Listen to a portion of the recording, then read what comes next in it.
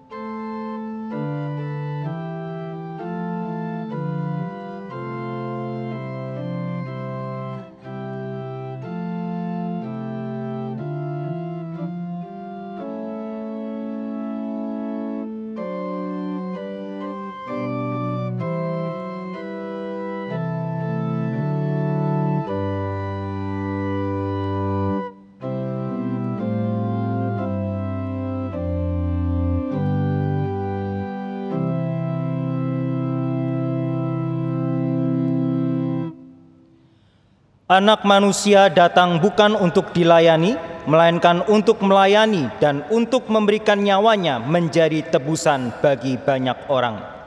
Kebaktian kita pada pagi hari ini dibuka dalam nama Allah Bapa, Allah Anak yaitu Tuhan kita Yesus Kristus dan Allah Roh Kudus. Amin. Dengan tetap bangkit berdiri, mari kita menaikkan pujian yang pertama, Allah Maha Kuasa.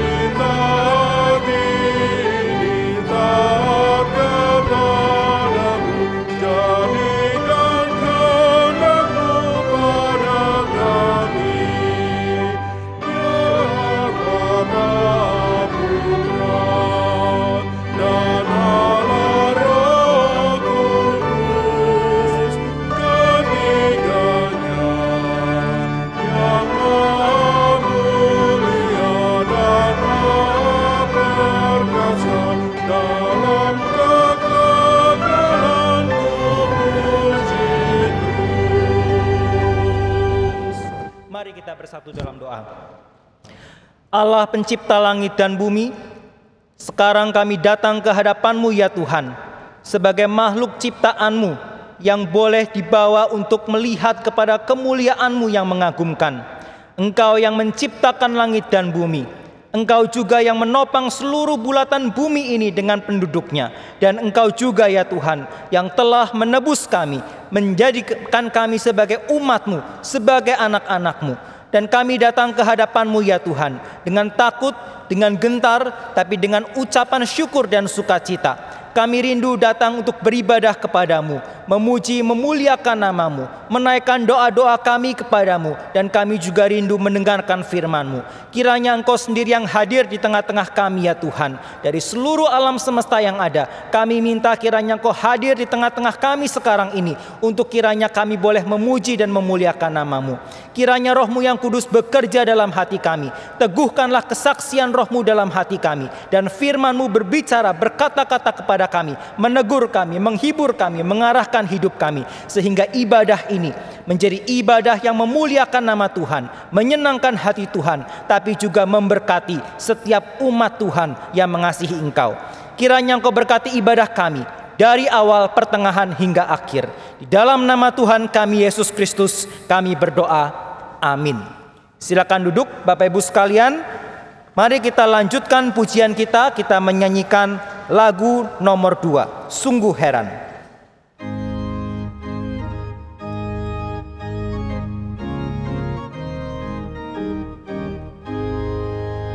Kasih Tuhan amat ajaib, lebar, dalam dan besar, yang mau mengasihi aku, orang yang penuh dosa. Sungguh heran dan ajaiblah ku nyanyikan selamanya. Sungguh heran dan ajaiblah kasih juru selamatku. Di taman Getsemani taat kehendak Bapa, rela korbankan darahnya, mati menggantikanku. Sungguh heran dan ajaiblah ku nyanyikan selamanya.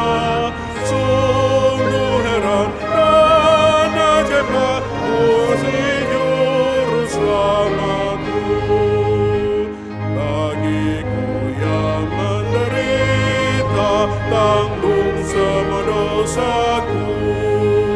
Malaikatnya dari surga menghibur menjaganya. Sungguh heran dan ajaiblah ku nyanyikan selamanya. Sungguh heran dan ajaiblah kasih juru selamatku. Bersama yang ditebusnya kan ku lihat wajahnya. Kasihnya pun ku nyanyikan, beri sukacita kekal. Sungguh heran dan ajaiblah ku nyanyikan selamanya. Sungguh heran dan ajaiblah kasih juru selamatku. Sungguh heran jikalau Allah pencipta langit dan bumi juga menjadi Allah yang menebus kita dengan mengirimkan anak tunggalnya mati bagi kita. Bapak Ibu saudara sekalian, mari kita membuka Alkitab kita. Saya mengajak kita membaca dari kitab Kejadian pasal 22. Kita akan membaca bergantian. Saya ayat pertama, saudara sekalian ayat kedua, dan juga seterusnya sampai ayat ke-14. Kejadian pasal 22 ayat pertama sampai 14. Saya bergantian, ayat pertama dan kedua song leader dan saudara membaca bergantian. 2, 3, ya. Setelah semuanya itu Allah mencoba Abraham. Ia berfirman kepadanya, Abraham. Lalu sahutnya, ya Tuhan.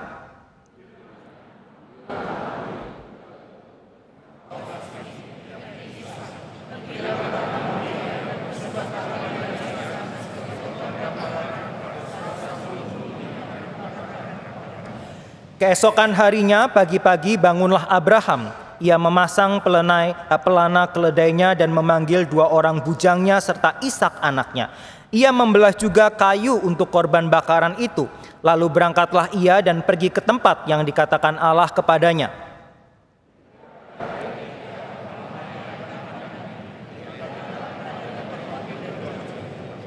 Kata Abraham kepada kedua bujangnya itu, "Tinggallah kamu di sini dengan keledai ini. Aku beserta anak ini akan pergi ke sana. Kami akan sembayang. Sesudah itu kami kembali kepadamu."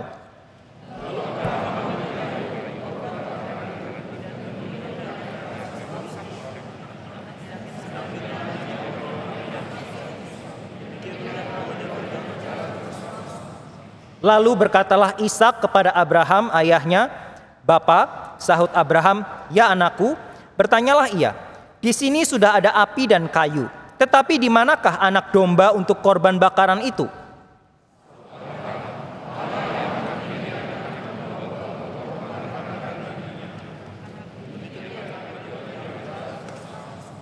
Sampailah mereka ke tempat yang dikatakan Allah kepadanya. Lalu Abraham mendirikan mezbah di situ, disusunyalah kayu, diikatnya Ishak anaknya itu dan diletakkannya di mezbah di atas kayu api.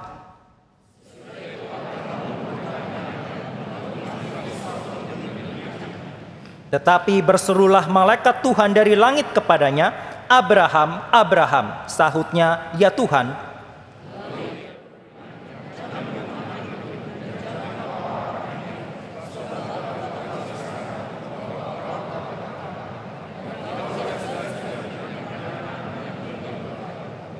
Ayat 13 dan 14 kita baca bersama-sama, 2, 3, iya. Lalu Abraham menoleh dan melihat seekor domba jantan di belakangnya yang tanduknya tersangkut dalam belukar. Abraham mengambil domba itu lalu mengorbankannya sebagai korban bakaran pengganti anaknya. Dan Abraham menamai tempat itu Tuhan menyediakan. Sebab itu sampai sekarang dikatakan orang, di atas gunung Tuhan akan disediakan. Demikian firman Tuhan. Mari kita menyambut firman yang sudah kita baca dengan menyanyikan lagu nomor 3. Ketika kita bertanya, di manakah domba yang sudah disediakan oleh Tuhan itu, maka kita bisa melihat ke atas bukit. Bukit di mana salib Kristus ditinggikan. Bukit di mana Kristus menjadi anak domba Allah yang disembelih bagi kita. Mari kita menyanyikan lagu ini, menjulang nyata atas bukit kala.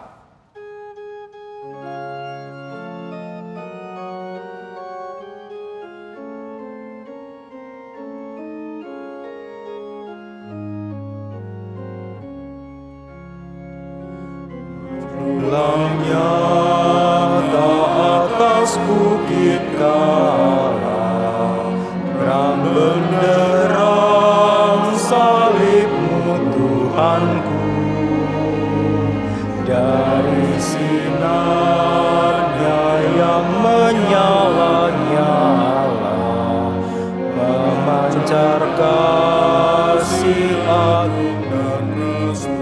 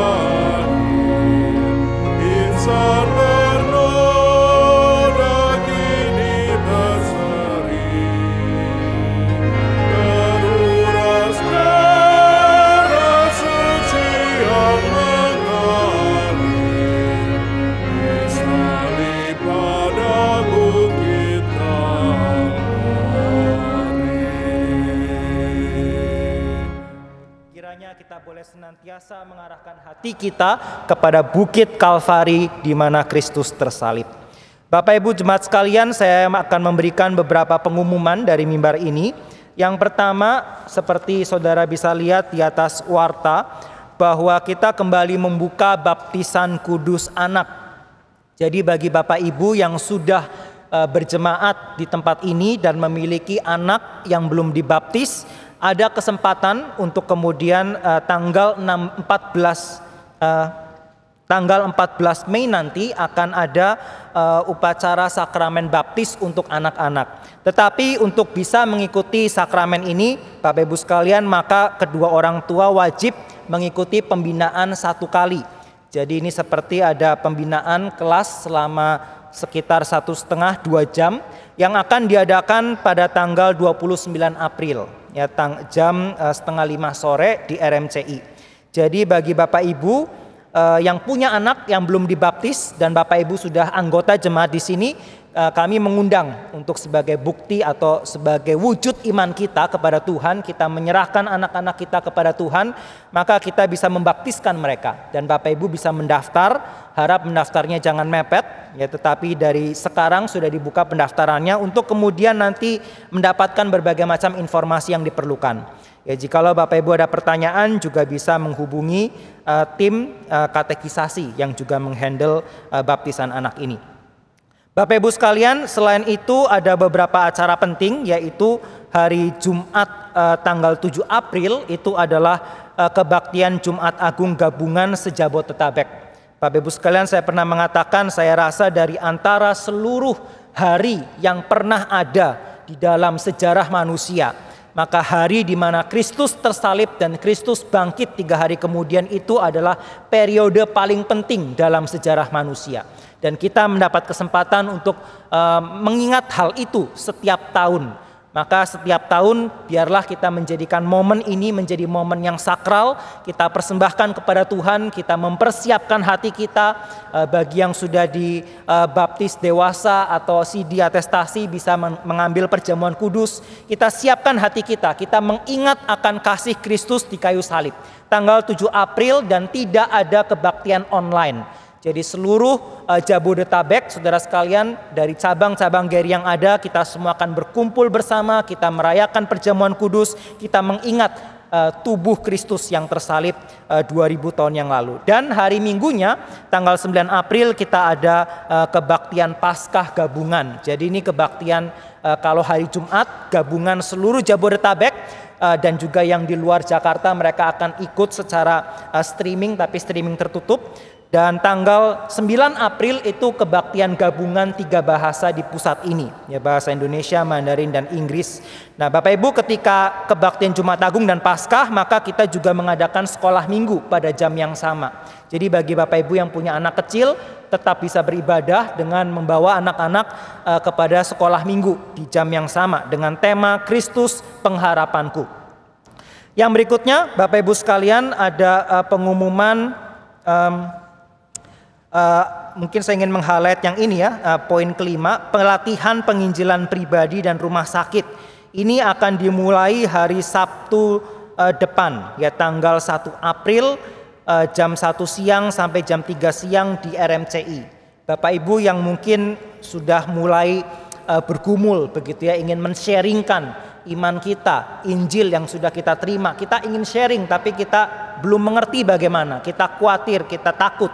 Ada kesempatan untuk sama-sama teman-teman yang lain kita belajar pergi penginjilan. Ya, sebelum pergi kita dilatih dulu, kita dibekali dulu. Dan nanti ada program juga saya rasa untuk pergi penginjilan, baik itu secara pribadi ataupun ke rumah sakit. Ya, jadi Bapak Ibu silakan mengikuti kegiatan ini setiap hari Sabtu ya, jam 1 sampai jam 3. Nah, kemudian Bapak Ibu sekalian, stretch pusat juga akan kembali diadakan, stretch yang kelas biasa diadakan setiap hari Sabtu ya, ini sayangnya jamnya bentur ya Bapak Ibu sekalian. Dan stretch ini diadakan secara online, tetapi kita juga akan memulai kelas ini secara fisik.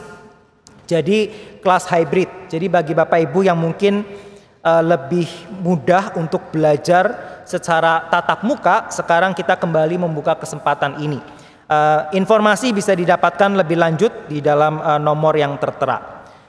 Kemudian Bapak Ibu sekalian, kita juga akan mendoakan dan mempersiapkan diri, kemudian kita juga bisa memikirkan teman-teman untuk kita ajak menghadiri Speak, ya, Speak yang akan diadakan tanggal 13 Mei di hari Sabtu. Ini berarti seminggu setelah Paskah. Kita melanjutkan tema tentang manusia, doktrin manusia, ya, racun dosa dalam kebudayaan dan masyarakat.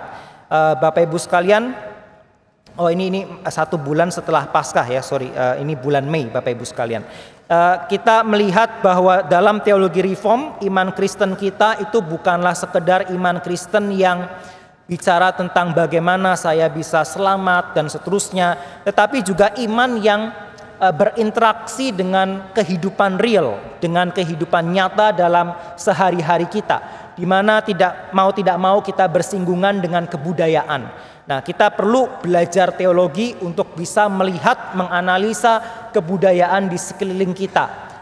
Apa berkat Tuhan dalam kebudayaan yang ada, tapi juga bagaimana dosa sudah masuk ke dalam kebudayaan dan kita perlu lebih aware sebagai manusia yang adalah makhluk berbudaya. Demikian Bapak Ibu. Satu lagi pengumuman tentang konser Bapak Ibu sekalian, di hari antara Jumat Agung dan juga Paskah akan ada diadakan hari Sabtunya itu adalah konser, ya, konser Paskah. Bapak Ibu sekalian bisa melihat informasi lebih lanjut di dalam website aulasimfoniajakarta.com. Ya, jadi biasanya antara hari Jumat Agung dan Minggu Kemenangan, Minggu Paskah itu adalah hari Sabtu yang reflektif, di mana waktu itu Yesus masih ada di dalam kubur dan belum bangkit. Para murid dalam nuansa kesedihan, tetapi itu juga momen yang sebetulnya penting untuk membawa kita mengantisipasi kemenangan yang akan dirayakan di hari Paskah. Dan ini kita bisa lakukan salah satunya dengan mengikuti konser yang diadakan pada hari Sabtunya. Demikian pengumuman yang saya sampaikan Bapak Ibu sekalian. Mari kita melanjutkan ibadah kita. Kita akan menaikkan pokok-pokok doa syafaat. Tapi untuk mempersiapkan hati kita, saya mengajak menaikkan pujian yang tadi. Pujian yang sangat indah yang mengajak kita melihat kepada Bukit Kala. Kita nyanyikan lagu nomor 3, bait pertamanya saja. Mari kita sama-sama bangkit berdiri. Kita nyanyikan lagu Menjulang Nyata atas Bukit Kala, bait pertamanya saja.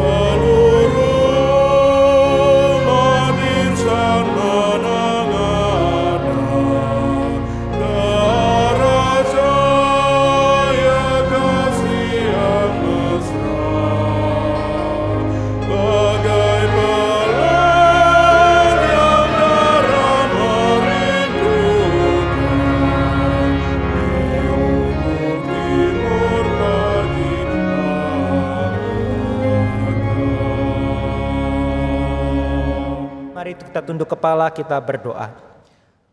Bapa di dalam surga, ketika kami kembali mengingat pada Bukit Kalvari, di mana salib dari anak-Mu itu ditinggikan, maka hati kami tertawan ya Bapa kepada salib itu.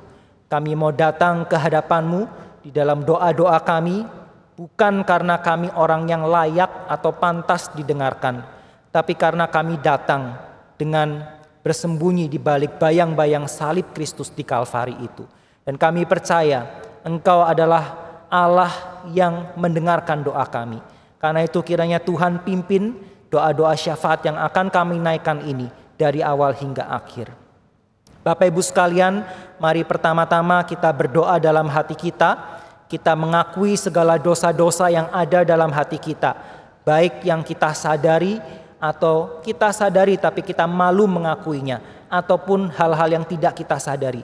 Mari kita datang di hadapan Tuhan mengaku semua dosa itu. Mari kita berdoa dalam hati.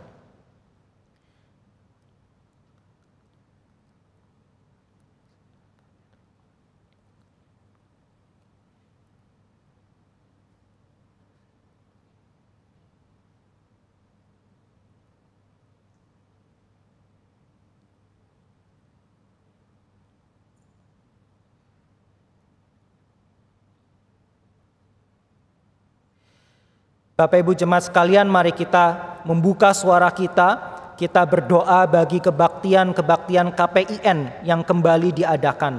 Kita rindu supaya salib Kristus di Kalvari bukan hanya menjadi milik kita saja, tetapi menjadi milik banyak orang. Kita berdoa bagi rangkaian yang sebentar lagi akan diadakan di daerah Bukit Tinggi, Padang, dan Mentawai. Kita berdoa, kita buka suara bersama-sama. Mari kita berdoa. Bapa di dalam surga, kami datang ke hadapan-Mu ya Tuhan. Kami rindu untuk boleh mengingat akan kebaktian KPIN yang diadakan di berbagai tempat, berbagai kota. Kami rindu ya Tuhan mendoakan untuk Sumbar, untuk daerah Bukit Tinggi, untuk Padang, Mentawai di tanggal 27 sampai 29 Maret nanti. Daerah yang begitu hijau, daerah di mana umat-Mu menjadi minoritas yang sepertinya tidak terlalu signifikan, daerah di mana umat-Mu ya Tuhan perlu dikuatkan, dibangunkan imannya. Kami rindu supaya dalam momen-momen Paskah ini ya Tuhan, kembali salib Kristus menjadi terpancar, menjadi ditinggikan, dan semua orang melihat keindahan salib Kristus dan datang sujud menyembahnya. Kami rindu ya Tuhan, di tanggal 27 sampai 29 Maret nanti akan terjadi pesta dan sorak-sorai di surga karena malaikat melihat banyak jiwa boleh dimenangkan. Tuhan kiranya hancurkan segala kuasa kejahatan, kuasa dosa yang menghalangi firman Tuhan diberitakan, dan Tuhan berkati hamba-Mu Pendeta Dr. Stephen Tong untuk boleh membawakan firman Tuhan dengan kuasa dan penyertaan dari Tuhan sendiri. Terima kasih Tuhan, kami berdoa. Bapak Ibu sekalian, mari kita juga berdoa bagi gereja kita GRII. Kiranya Tuhan boleh senantiasa berbelas kasihan dan memimpin. Doakan khususnya untuk setiap para petinggi, untuk penatua baik awam maupun pendeta. Untuk pendeta Dr. Stephen Tong sendiri, kiranya Tuhan boleh terus jaga untuk kita tidak tergelincir, tapi boleh terus Tuhan pakai melayani dia dengan penuh kesetiaan dan kuasa. Mari kita buka suara, kita berdoa.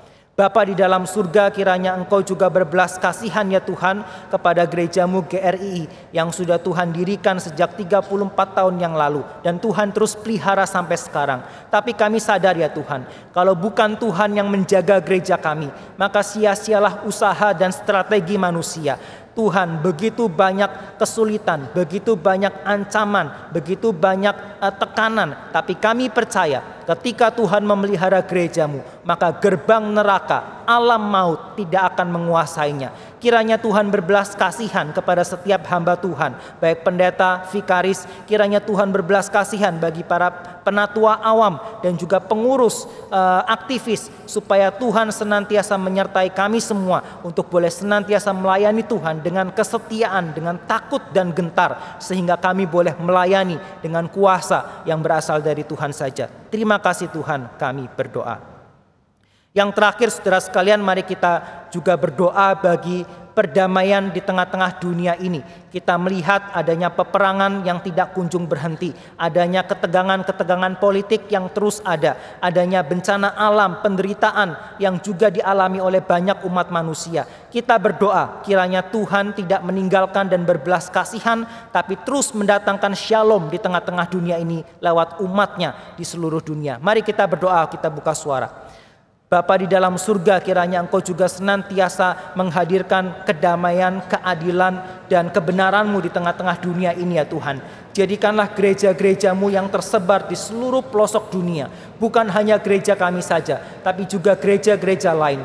Untuk kami boleh sama-sama memikirkan, melihat hal-hal apa yang bisa kami kerjakan di tengah-tengah dunia ini. Ketika kami ada di tengah-tengah budaya manusia yang penuh dengan dosa, kiranya kami menghadirkan kuasa kebangkitan Tuhan yang sudah mengalahkan dosa, sehingga ada perdamaian, ada kebaikan yang terus disebarkan dan dituai di tengah-tengah dunia yang berdosa ini. Kami rindu ya Tuhan, kiranya Tuhan yang menolong setiap umat manusia yang bergumul di dalam penderitaan, kesulitan, di tengah-tengah peperangan, penderitaan alam, dan juga sakit penyakit, kemiskinan. Tuhan, kiranya Engkau sendiri yang bekerja di tengah-tengah kami. Terima kasih Tuhan, kami berdoa. Bapa di dalam surga, inilah doa-doa yang kami panjatkan sebagai umat-Mu. Kami memanjatkan umat ini dengan iman bahwa Engkau adalah Allah yang berkuasa, mampu menjawab doa kami. Engkau adalah Allah yang juga punya hikmat bijaksana yang mengerti kapan doa kami bisa dijawab dan bagaimana harus dijawab. Kiranya Tuhan sendiri yang bekerja dan Tuhan sendiri yang pada waktunya nanti boleh menyatakan bahwa sungguh Engkau adalah Allah yang hidup. Terima kasih ya Tuhan. Di dalam nama Tuhan kami Yesus Kristus kami panjatkan doa kami. Amin. Silakan duduk saudara sekalian. Kita akan mendengarkan pujian yang akan disampaikan oleh choir Joswaisi. Dan sambil choir mempersiapkan diri, mari kita menyanyikan lagu yang ketiga, bait keduanya saja.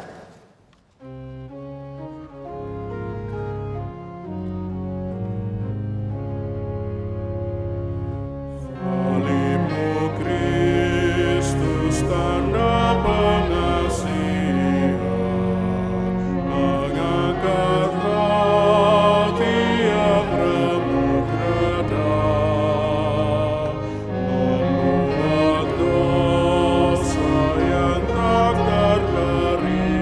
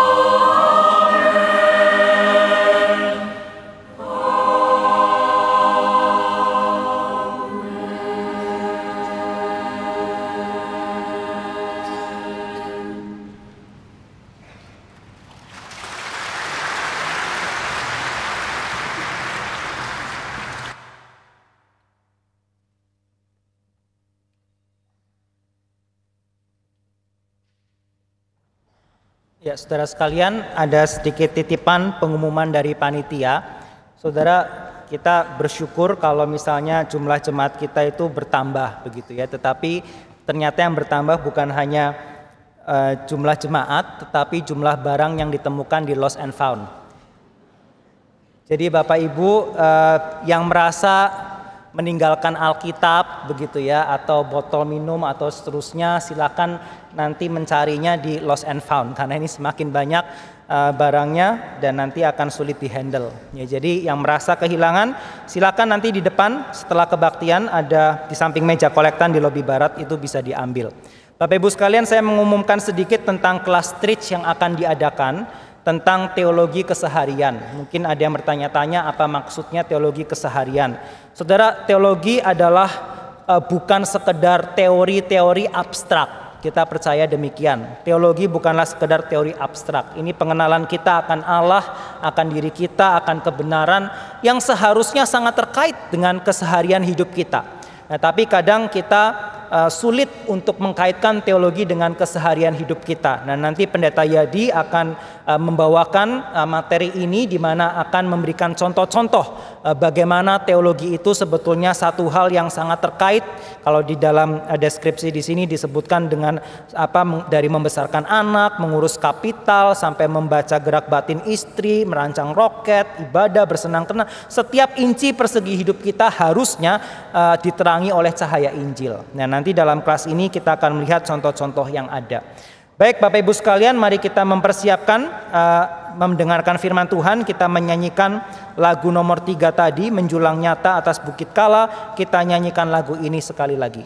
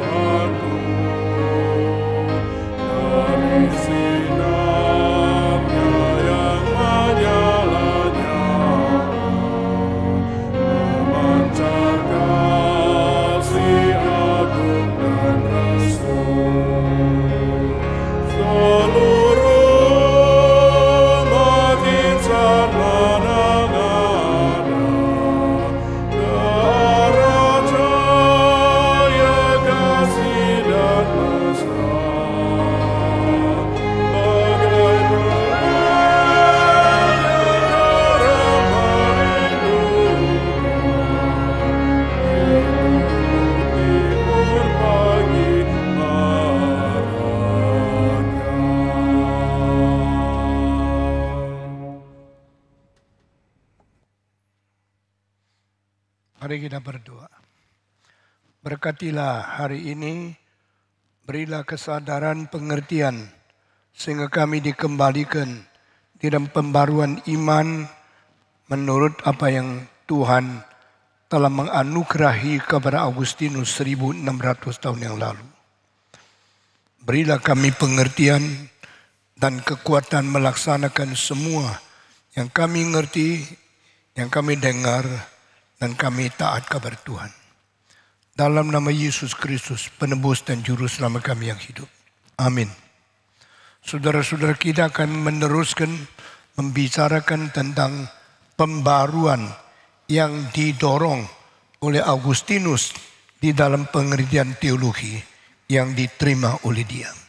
Kita sudah bicara tentang pengaruh Agustinus untuk kekristenan pertama, yaitu di dalam dia punya kesadaran untuk bertobat. Jikalau Agustinus tidak bertobat dan tidak dengan jujur menulis confessionnya, banyak orang tidak sadar dan tidak dapat sesuatu pembaruan seperti itu. Seorang yang bertobat harus jujur, harus meninggalkan dosa, dan harus bersandar kepada Tuhan untuk memperbarui hidupnya dia sendiri. Dan ini set up sesuatu teladan yang kuat di dalam sejarah oleh Agustinus. Saudara-saudara, secara demikian kita melihat lagi apakah yang didorong oleh Agustinus. sehingga kita memperbarui iman kita. Pengertian apa itu anugerah. Anugerah tidak bersandarkan jasa manusia. Anugerah tidak bersandarkan perbuatan baik manusia. Anugerah adalah ketidaklayakan yang kita tidak bisa layak dengan syarat cukup untuk menerima.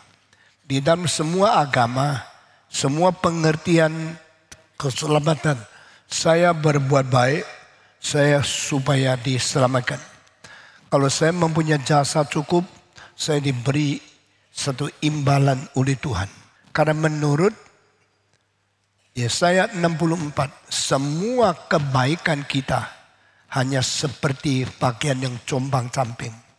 Kita tidak layak, kita tidak berjasa, kita tidak mempunyai sesuatu imbalan kebaikan yang akan mengganti anugerah dan perkenanan daripada Tuhan Allah. Itu sebab seluruhnya anugerah. All by the grace, sola gratia.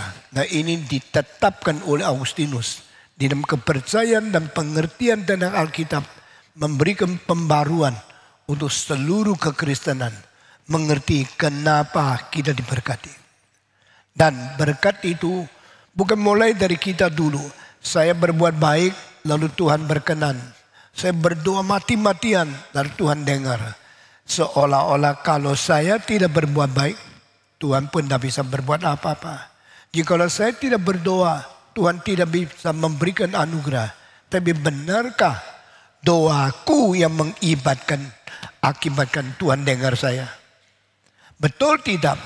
Kebaikanku yang mengganti Tuhan mau memberikan penebusan kepada saya? Sama sekali tidak. Dia mengatakan, Tuhan, akukah yang berdoa sehingga engkau terakhir mendengar saya? Akukah yang berjasa sehingga akhirnya engkau memberikan anugerah kepadaku? Di dalam pikiran semacam ini yang semua berasal daripada konsep umum keagamaan. Manusia pusat, manusia berjasa, manusia inisiatif. Tapi ini bukan Alkitab. Ini bukan ajaran daripada firman Tuhan. Firman Tuhan mengatakan, nah kalau bukan dia yang memberi dulu, bagaimana kita bisa membalas? Persembahanmu pun itu anugerah Tuhan. Kalau Tuhan tidak memberikan kecukupan untuk seluruh kebutuhan hidupmu, engkau masih ada uang sisa untuk memberi persembahan kepada Tuhan. Sehingga orang yang kembali kepada Tuhan mengetahui saya hanya mengembalikan uang yang Tuhan berikan kepada saya untuk memberikan persembahan kepada Tuhan. Tuhan memberikan 10, engkau memberikan 1. Engkau kasih lebih dahulu, engkau kembali kepada Tuhan. Jangan kira engkau pintar cari uang. Jangan kira engkau berjasa mendapatkan ongkos hidup. Jangan kira engkau bisa menciptakan kekayaan. Itu semua anugerah Tuhan. Kalau Tuhan ciptakan bumi dengan mukanya besi, Tuhan bikin langit tidak jatuhkan hujan. Engkau kerja sampai mati pun tidak ada makanan. Saudara-saudara, semua sudah disediakan Tuhan. Kenapa tanah bisa menerima benih? Kenapa benih bisa berakar ke bawah? Kenapa benih karena matahari bisa bertumbuh? Ini semua anugerah Tuhan. Kalau Tuhan sudah memberi anugerah, Tuhan telah menciptakan semua syarat, semua kemungkinan, semua potensi sehingga manusia bekerja berhasil. Manusia bertani berbuah. Manusia menanam menuai. Itu semua karena anugerah Tuhan lebih dahulu diberikan kepada manusia. Baru manusia menerima apa yang dikaruniakan oleh Tuhan. Saudara-saudara, di dalam kira-kira 15 tahun yang lalu ditemukan oleh para ilmuwan semua bintang-bintang di seluruh cakrawala, di seluruh galaksi, di seluruh alam semesta. Tidak ada bintang yang mengisi kekayaan seperti dunia. Saudara-saudara, di Indonesia ada emas, di Indonesia ada perak, di Indonesia ada krom, di Indonesia ada nikel, di Indonesia ada kobalt, di Indonesia ada cotton, di Indonesia ada segala macam kemungkinan yang menciptakan kekayaan untuk menghidupkan manusia 300 juta. Karena apa? Anugerah Tuhan. Sebelum kau lahir, Tuhan sudah tanamkan batu bara. Tuhan sudah tanamkan semua yang dibutuhkan oleh manusia. Lalu engkau dilahirkan, sisa kerja, lalu dapat uang, dapat kekayaan. Waktu kita lahir, sehelai kertas pun kita tidak bawa. Waktu kita mati, kita mempunyai tanah mungkin 3.000 meter, mempunyai rumah mungkin bisa berpuluh-puluh miliar. Kita mempunyai mobil, kita mempunyai emas, mempunyai arloji, kita mempunyai banyak kekayaan yang waktu lahir kita tidak datang. Ini semua karena anugerah Tuhan. Lebih dulu diberikan kekuatan bekerja, dikaruniakan Tuhan. Bijaksana di dalam otak Tuhan berikan kepada kita. Lalu di dalam perkembangan hidup kita, kita memakai semua anugerah Tuhan itu akhirnya menjadi kekayaan. Kalau seorang hidup tidak bisa mencukupi uangnya sendiri, tidak bisa menggarap sesuatu perbuatan yang mengakhirkan dia mempunyai keuangan hidup, dia lebih bodoh daripada semut. Semut itu bisa makan sendiri. Tidak usah dipagi pakaian, tidak usah dikasih rumah. Dia hidup dan menghidupkan sendiri. Manusia jauh lebih pintar dari semut. Kenapa hidup cilaka? Kenapa hidup miskin? Kenapa hidup tidak bisa berjuang? Karena tidak pakai otak, tidak pakai bijaksana yang Tuhan berikan kepada dia. Tetapi bijaksana dan jangan dipakai untuk melakukan dosa. Bijaksana jangan diperalat untuk menjadi alat iblis. Akhirnya menjadi melawan Tuhan, melawan kebenaran, melawan kebajikan, melawan keadilan, dan melawan kesucian. Saudara-saudara, semua yang tadi sebut itu adalah sifat ilahi yang menjadi contoh dan teladan manusia. Karena manusia dicipta menurut peta dan teladan Tuhan. Kita mesti belajar bijak, belajar adil, belajar suci, belajar rajin, belajar bekerja berat.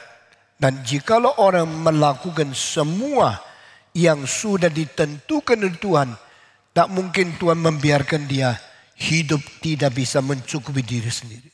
Saudara-saudara, kelebihan itu harus kita bersyukur kepada Tuhan. Kemakmuran harus kita membagi kepada orang miskin. Jangan kita menjadi manusia egois. Jangan kita menjadi manusia yang hanya menyendiri, mempentingkan, mempusatkan, mengkonsentrasikan seluruh hidup pada self-centered life. Karena itu namanya egois. Dan itu tidak berkenan kepada Tuhan. Saudara-saudara, Agustinus mengajar, I love because God first loved me. Aku mengasihi karena Tuhan mengasihi terlebih dahulu. Kalau Tuhan kasih 10 dan Tuhan bilang 10 kembali kepada saya. Jangan engkau curi. Jangan uang Tuhan kamu ambil untuk sendiri. Jangan engkau tidak memberikan kembali. Saudara-saudara, nyonya saya bilang engkau habis korban langsung turun. Semua lihat engkau tidak memberi persembahan. Saudara-saudara, saya bukan orang itu.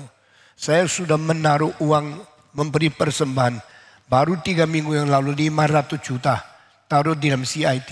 Saudara suka lihat luar, kelihatan gini, kelihatan gini. Kita kerja sesuatu untuk Tuhan, bukan untuk dilihat. Saudara-saudara sekalian, mari kita belajar.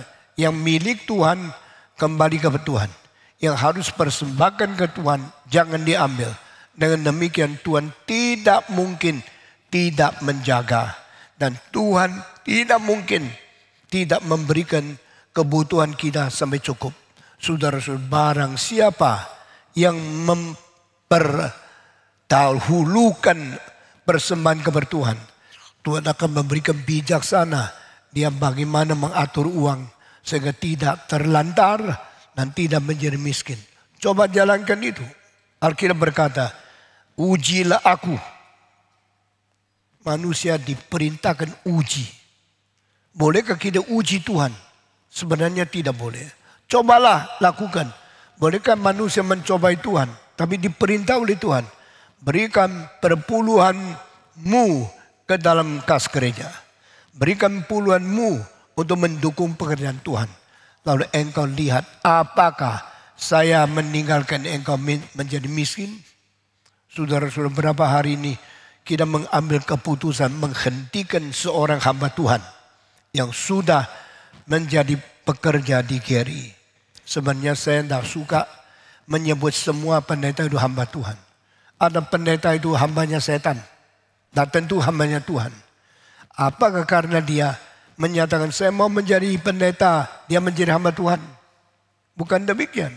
Apakah dia berkata saya sudah lulus sekolah teologi, saya hamba Tuhan? Tidak tentu demikian. Karena pelan-pelan ketahuan hatinya bukan untuk Tuhan. Hidupnya bukan memuliakan Tuhan. Apa yang dia kerjakan bukan untuk membela kebenaran Tuhan. Saudara-saudara, kita tidak bisa sembarangan memakai orang yang katanya hamba Tuhan, tapi kelakuannya tidak seperti hamba Tuhan. Saudara-saudara, anugerah Tuhan tidak boleh disembarangankan. Anugerah Tuhan mendahului respons kita. Saya bisa mencintai Tuhan karena Tuhan lebih dulu mencintai saya. Saya bisa melayani Tuhan karena Tuhan lebih dulu melayani saya. Saya bisa memberikan persembahan kepada Tuhan karena Tuhan lebih dulu memberikan kecukupan untuk seluruh kebutuhan hidup saya. Dan kita hanya membalas cinta kasih Tuhan. Kita hanya menjalankan perintah Tuhan. Perintah Tuhan tidak pernah sembarangan. Perpuluhan tidak pernah memeras manusia. Kalau engkau tidak dikasih tahu mesti bayar berapa, engkau diberitahu, berilah perpuluhan untuk Tuhan. Ini bukan karena perjanjian lama, perjanjian baru, tidak ada perpuluhan. Itu omong kosong. Perjanjian baru ada ketentuan, perjanjian baru tidak melawan ketentuan dan semua yang ditetapkan oleh Tuhan. Saudara-saudara, jadi God first, God prior. The grace of God is prior to human response. Anugerah Tuhan diberikan terlebih dahulu, barulah respons manusia ditetapkan oleh Tuhan. Anugerah Tuhan lebih dulu diberikan kepada manusia, barulah manusia memberi reaksi kepada dia. Doktrin seperti ini kelihatan tidak terlalu jelas di Alkitab. Tapi ini pelan-pelan akan menjadi sesuatu dalil yang mengatur seluruh hidup kekristenan kita. Mengapakah gereja reform membaptiskan anak-anak? Bukankah anak-anak belum percaya kepada Tuhan? Kalau belum percaya tidak diselamatkan. Itu adalah lihat dari mata manusia. Tapi kalau dilihat dari urutan pekerja, Tuhan memberikan pilihan dulu. Baru manusia percaya kepada dia. Tuhan memberikan keselamatan dulu. Baru manusia beriman kepada Yesus Kristus. Tuhan turunkan Yesus dulu sebagai juru selamat. Baru kita datang mengikuti dia. The grace of God is prior to human response. Itu sebab sebelum anak-anak dibaptiskan, tidak ada anugerah Tuhan. Kalau ada anugerah Tuhan, mari kita mengakui inilah anak yang diberikan. Mari kita datang kepada dia. Minta Tuhan berkati selanjutnya. The grace of God is prior to human response. Sudah menjadi satu pengertian. Siapa dulu, siapa belakangan.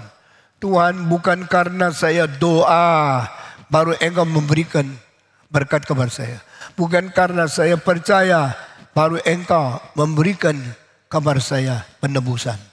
Jikalau bukan digerakkan Roh Kudus, tidak ada seorang bisa menyebut Yesus sebagai Tuhan. Saya mau tanya, waktu engkau menyatakan, oh Yesus Tuhanku, itu engkau inisiatif atau Tuhan yang inisiatif? Tuhan lebih dulu menggerakkan engkau, atau engkau lebih dulu bertobat kepada Tuhan? Orang reform mempunyai pengertian urutan yang berbeda dengan semua pikiran dan kepercayaan aliran yang lain. Gereja lain tidak mengerti apa yang kita mengerti. Kita percaya Allah yang aktif, Allah yang inisiator, Allah yang lebih dulu kerja untuk menggerakkan kita. Sesudah itu baru kita respons. Anak mencintai Tuhan, anak mencintai papa mama karena anak itu lebih dulu? Tidak. Karena papa mama lahirkan dia dulu. Baru dia besar mengetahui membalas cinta kasih papa mama. Kalau papa mama melihara diri, dari itu kecil dirinya dipelihara oleh ibu bapaknya, ganti popok, memberi makan, memimpin dia, memelihara sampai akhirnya dia mengetahui, aku harus bersyukur kepada orang tua. Banyak anak papanya tidak sepintar dia. Karena papanya sekolah SD, tapi setelah papanya besar dia bilang, tidak mungkin saya membiarkan saya sekolah SD. Lalu anak dikirim ke ITB, kirim ke UI, lalu sudah pintar, mulai menghina papa mama, kurang ngajar kamu. Kalau tidak ada papa mama yang kerja berat, mendapatkan uang kirim engkau ke sekolah, engkau bagaimana bisa pintar? Engkau bagaimana bisa mempunyai pengetahuan lebih? Dan sekarang engkau menghina papa mamamu karena engkau sekolah lebih tinggi. Tuhan hukum engkau. Saudara-saudara, mari kita mengetahui anugerah dari mana. Lalu kita bagaimana membalas. Tidak ada kemungkinan manusia lebih pintar dari Tuhan. Tapi engkau pada waktu berani menghina Tuhan, berani menyangkal Tuhan, engkau telah melampaui batas, melakukan hal yang sangat kurang ajar terhadap Tuhan, terhadap orang tua, terhadap pendidik, dan terhadap ancestormu. Saudara-saudara, biar kita belajar dulu mana, belakang mana. Karena ini pengaruh daripada Augustinus. Pada waktu Augustinus memikirkan kapan saya diselamatkan, kira-kira 3 ayat. Pertama, waktu dia bertobat, dia mau pergi tangkap orang Kristen. Yesus turun, memberi cahaya menerangi dia dan berkata, "Hei, Saul, Saul, mengapa engkau menganiaya aku?" Dia terpelanting, mungkin dari kudanya, mungkin jalan kakinya di tengah jalan. Lalu cahaya surgawi menyinari dia dengan sorotan yang hampir butakan dia. Dan dia waktu itu baru sadar Tuhan sedang mencari dia. Bukan dia mencari Tuhan. Engkau bisa jadi orang Kristen karena Tuhan terlebih dahulu mencari engkau. Engkau bisa sadar dosa karena terlebih dahulu Roh Kudus mencerahkan engkau. Lalu Paulus diselamatkan kapan? Hari itu. Tetapi ayat kedua dia mengatakan, sebelum aku dilahir, saya itu sudah dipanggil Tuhan saat saya masih di perut ibuku. Ini pengertian sadar yang luar biasa. I believe in God, not because at that day I conversion and I pray to Him and ask the pardon and forgiveness from God. But because even when I was in the womb of my mother, even before I was born, God had already called me. Tuhan memanggil saya sebelum saya dilahirkan. Tuhan mengenal saya saat saya masih di dalam perut ibu. Ini ayat kedua. Ayat ketiga, dia mengatakan di Efesus, sebelum dunia diciptakan, Tuhan sudah memilih saya. Predestinasi. Panggilan sebelum. Sebelum dunia diciptakan, saya dijadikan orang Kristen. Saudara-saudara, meskipun setelah engkau lahir sampai umur puluhan tahun engkau belum Kristen, tapi ketahuilah bahwa sebelum engkau bisa mencari Tuhan, Tuhan sudah menetapkan, Tuhan sudah memilih, Tuhan sudah menentukan sebelum lahir engkau sudah dipanggil Tuhan. Dengan demikian, the grace of God is prior. The grace of God come first before I know Him, before I obey Him, before I ask forgiveness from Him. Karena anugerah Tuhan lebih dahulu dari respons kita. Nah, ini pengertian yang memperbarui iman kita. Sehingga banyak orang Kristen bilang, kalau saya tidak percaya Tuhan tidak bisa apa-apa. Kalau saya tidak berdoa Tuhan tidak bisa menjawab. Kalau saya tidak bertobat Tuhan tidak bisa pakai saya. Itu semua GR, semua kesombongan, semua dalam memutarbalikkan fakta daripada ordo. Tuhan lebih dahulu mencari engkau. Tuhan lebih dahulu memanggil engkau. Tuhan terlebih dahulu memilih engkau. Lalu Tuhan pakai segala cara membawa engkau lambat laun, pelan-pelan menjadi orang Kristen. Engkau sekarang menjadi siapa? Karena anugerah Tuhan. Engkau sekarang mengikut Yesus karena Roh Kudus bekerja dulu. Inilah pengaruh dan inilah ajaran yang kita terima dari Augustinus. Meskipun Alkitab tulis tapi kita tidak sadar. Sampai melalui bimbingan teolog-teolog, penginjil-penginjil, hamba-hamba Tuhan yang mengerti lebih tuntas dari firman Tuhan, kita dicerahkan, kita disadarkan, baru kita mengerti urutan yang bagaimana sesuai dengan Alkitab. Nah saudara, inilah pengaruh Augustinus di dalam soteriologi.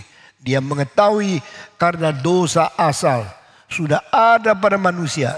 Di dalam Adam semua direpresentatifkan oleh Adam yang tidak taat kepada Tuhan, yang berontak kepada Tuhan, sehingga semua harus dibuang. Maka Tuhan mencari dulu, Tuhan menggerakkan dulu, Tuhan merubah dulu, sehingga predestinasi mendahului sejarah. Panggilan Tuhan mendahului kita punya kesadaran. Roh Kudus memperanakan kita, baru kita beriman kepada Dia. Ini semua pengajaran sangat dipengaruhi oleh Augustinus. Saya sudah bicara kepada saudara 3 buku yang paling penting yang ditulis oleh Augustinus. Pertama, My Confession, pengakuan daripada kesadaran saya mengaku dosa. Ini ada buku pertama yang merubah dunia. Kedua, The City of God, yaitu apa itu kerajaan Allah, apa itu kerajaan Tuhan di atas bumi ini. Lalu memaparkan sesuatu perbedaan antara kerajaan dunia dan kerajaan Tuhan. Saya orang Kristen, saya hidup di mana? Saya hidup di tengah-tengah 2 negara. Saya warga negara Indonesia, ini city of the world. Saya warga negara surga, the city of God.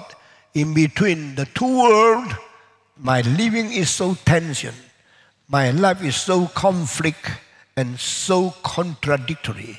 Saya hidup di dalam kontradiksi. Saya hidup di dalam ketegangan. Saya hidup di dalam hukum dunia yang kadang-kadang melawan hukum Tuhan. Sehingga apa yang disenangi oleh manusia secara daging dilawan oleh Tuhan secara roh. Apa yang kita menikmati secara dunia bertentangan dengan apa yang kita mengetahui. Harus kita hidup sesuai pimpinan Roh Kudus. Di tengah-tengah 2 ini orang Kristen tegang, orang Kristen sulit, orang Kristen berkontra satu dengan lain. Dan di dalam hidup mau taat kepada perintah dunia, melanggar perintah Tuhan. Kalau mau hidup mengikuti perintah Tuhan, melawan dengan perintah dunia, kita susah. Itulah sebabnya we are conflict in between 2 kingdom. The kingdom of God to obey Holy Spirit, to realize the word of God, and to walk in the commandment of God. Waktu kita mau ikut dunia, dunia menarik kita, perempuan menarik kita, nafsu menarik kita. Kita suka berzina, kita suka berjudi, kita suka berbuat jahat. Karena itu menguntungkan cara kedagingan kita. Enak. Tetapi hati susah. Karena saya melawan Tuhan. Di tengah-tengah perdebatan, konflik, dan sesuatu benturan antara prinsip surga dan prinsip dunia. Saya mesti bagaimana. Alkitab melalui pengertian Augustinus bicara Ada dua kota. Kota Allah, Civitas Dei, dan kota dunia, Civitas di dalam dunia ini. Saudara-saudara, mari kita belajar menjadi orang Kristen yang menuntut kerajaan Allah, dan kita berdoa, let thy kingdom come. Datanglah kerajaanmu. Karena dunia ini kacau balau. Tapi saat Augustinus hidup di dunia, dia juga mengalami kesulitan seperti ini. Waktu Augustinus melihat seolah-olah gereja dapat berkat setelah Konstantin tidak lagi menganiaya gereja. Setelah Konstantin membebaskan orang Kristen boleh beragama tanpa diintervensi dan tanpa dianiaya. Banyak orang senang sekali. Oke, sekarang kerajaan dunia sudah lebih baik. Sekarang politik kerajaan Romawi tidak lagi menganiaya. Sekarang orang Kristen tidak usah takut ditindas sama pemerintah. Mari kita semua jadi orang Kristen. Pada waktu kelihatan gereja seperti maju, ada pembaruan, terjadi kecelakaan besar. Karena banyak orang Kristen yang palsu masuk ke gereja. Karena apa? Tidak usah takut dianiaya kok. Boleh mendapatkan kebebasan, boleh mendapatkan penghargaan, boleh mendapatkan sesuatu subsidi dari pemerintah. Jadi banyak orang masuk gereja. Dan gereja penuh dengan orang campuran yang motivasinya tidak beres. Yang bukan sungguh-sungguh mau cinta Tuhan. Bukan sungguh-sungguh beriman kepada Tuhan. Gereja di tengah-tengah hari lancar selalu bahaya. Gereja di tengah-tengah situasi bebas selalu kurang setia. Gereja di tengah-tengah mendapat subsidi pemerintah sebanyaknya, mendapatkan hati yang tidak murni lagi mengikuti Tuhan. Jadi dunia kacau balau. Pada waktu kelihatan dunia makin baik, gereja makin bobrok. Pada waktu pemerintah makin mendukung gereja, orang Kristen makin tidak beriman. Dan pada hal itu terjadi satu hal. Hari ini saya khusus membicarakan, yaitu donatisme. Donatisme yaitu setelah penganiayaan terjadi, banyak pendeta tidak mau jadi pendeta. Karena jadi pendeta dianiaya. Kalau mengaku pendeta dimasukkan penjara. Maka mereka, saya tidak mau jadi pendeta. Saya tidak mau dianiaya. Engkau tidak mau jadi pendeta. Oke, engkau bebas. Jadi pendeta-pendeta tidak dipenjarakan. Tidak lagi dianiaya. Mereka sekarang hidup aman. Nyonyanya senang. Waduh, suamiku sekarang tidak lagi jadi pendeta. Tidak lagi dianiaya. Tidak lagi masuk penjara. Tidak mungkin dipotong gaji. Wah, sekarang sudah mewah, sudah enak. Jadi dia harus menjadi orang biasa. Pendeta bilang, maaf ya, dulu saya pendeta. Tapi saya karena terlalu sulit dianiaya, dimasukkan penjara, dipukuli. Saya akhirnya tidak mau jadi pendeta. Saya keluar dari jabatan pendeta. Sekarang bebas.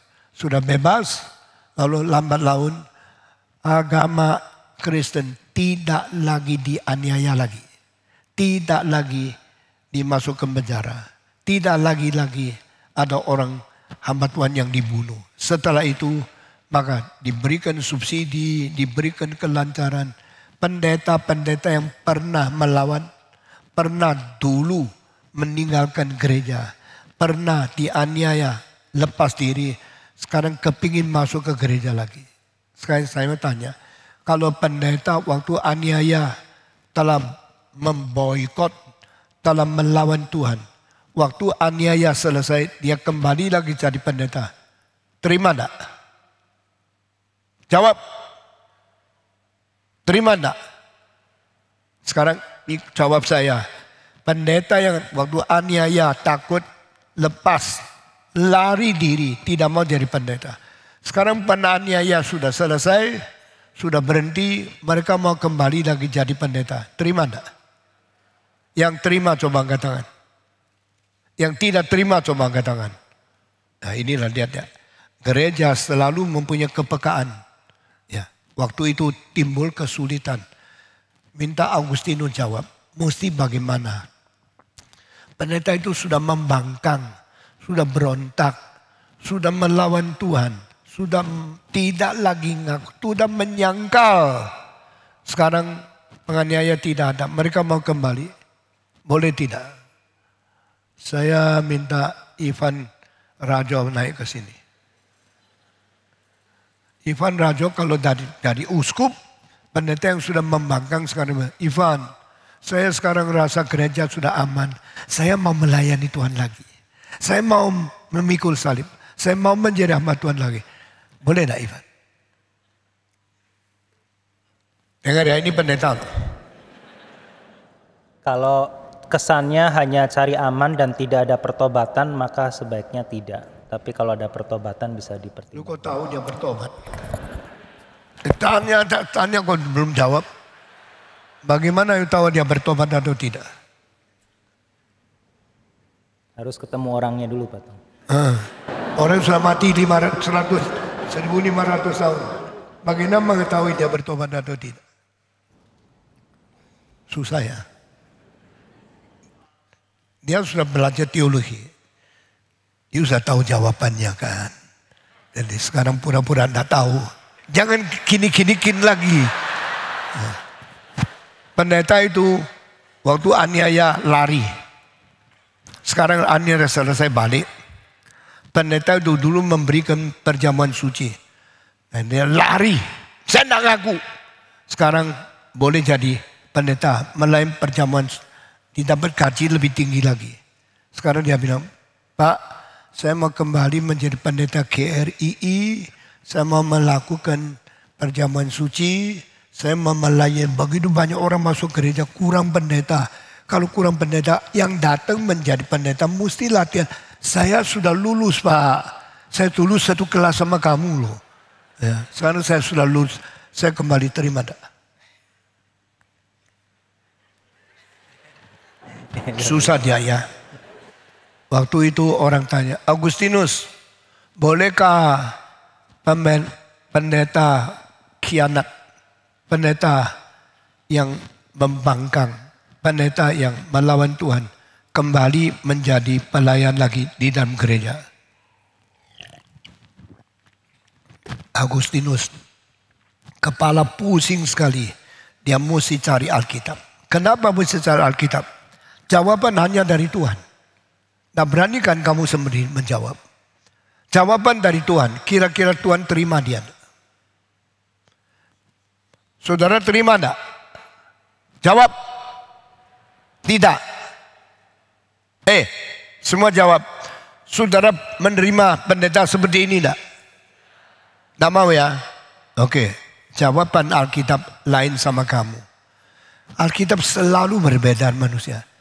Alkitab menjawab dah kira-kira. Yang Petrus, Pak. Yang Petrus pernah menyangkal 3 kali boleh jadi pendeta. Kalau you tidak boleh ya. Sudah nyangkal, sudah pergi-pergi gitu ya. Ada lagi ayat apa enggak?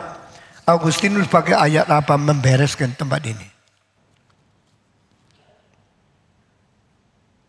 Saya mau tanya, kalau seorang pendeta setelah membangkang, sedang memurtad, kembali lagi, saya sekarang kembali menjadi pendeta, saya memberkati engkau, berkati mampu tak? Saya memberikan pelaksanaan perjamuan suci diberkati, Tuhan ada di situ tak? Ini namanya donatisme. Dan saya kira dia sudah belajar, tapi dia hati-hati jawabannya. Jangan terlalu hati-hati, berani sedikit. Mesti terima enggak? Terima. Kenapa?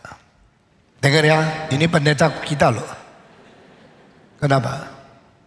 Kalau yang soal perjamuan kudus, karena bukan berdasarkan kesucian dari hamba Tuhan yang memberikan. Kalau mengenai perjamuan suci, karena bukan berdasarkan kesucian hamba Tuhan yang memberikan. Kalau gini berdasarkan apa? Iman yang menerima. Iman yang menerima. Jadi iman menerima Tuhan tidak ada hubungan dengan jasa pendeta. Ya, kalau begitu Biar dia terus jalankan.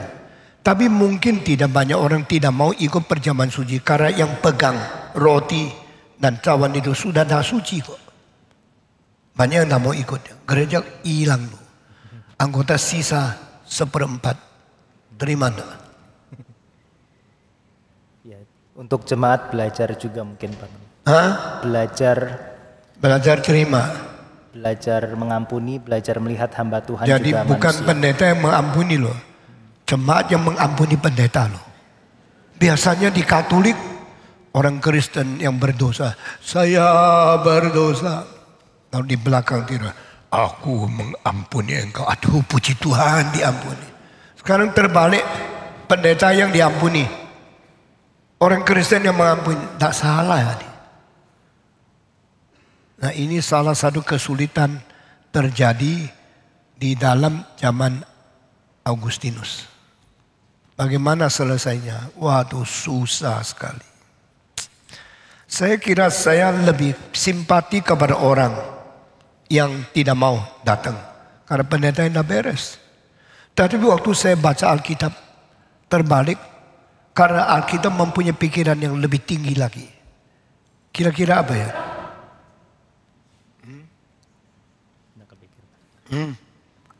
Sulit ya. Saudara-saudara, apakah sahnya khotbah tergantung orang yang berkhotbah? Apa sahnya perjamuan suci tergantung kebersihan hamba Tuhan itu? Ini sulit. Jadi saya sekarang juga sekaligus mau melatih pendeta-pendeta berani menegaskan sesuatu, tetapi harus dasarkan kitab suci. Kalau engkau melihat pendetamu udah beres, masih mau dengar khotbahnya. Kalau engkau tahu pendeta sudah menyimpang, sudah membangkang, sudah berontak Alkitab, engkau mau menerima pelayanannya. Waduh, Augustinus diuji di dalam hal ini. Dan akhirnya kesepakatan yang sangat sulit diterima oleh orang biasa. Terima dia kembali. Dan dia boleh berjabat. Tetapi ada syarat. Syarat apa? Dihukum pukul pantatnya 500 kali.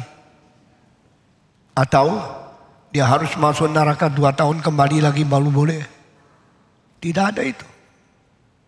Nah, waktu itu kalau dia naik lagi mimbar, berkhotbah demi nama Tuhan, sikap kita bagaimana?